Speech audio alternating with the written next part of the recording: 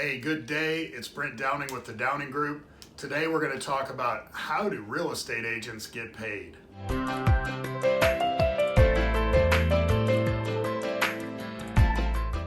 So, welcome back to our show.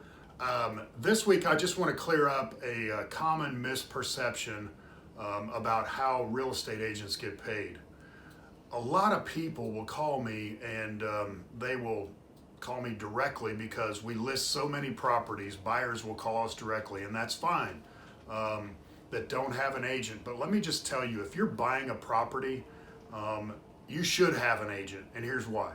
Number one, you need somebody to represent you in your best interest at all times.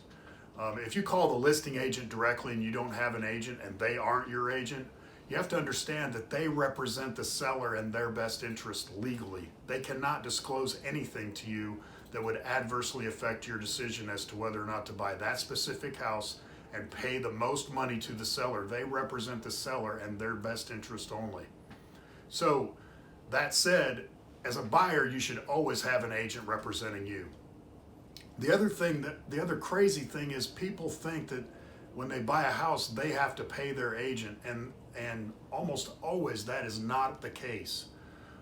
The way that it almost always works, unless otherwise agreed upon in writing by you, the buyer, and your agent, is that the seller, when they list their house for sale with their agent, like us, Downing Group, or some other real estate company, there's a contract between that homeowner and the real estate company that when that property sells, that homeowner pays that real estate company a commission. Usually it's a percentage based on the sales price of the house.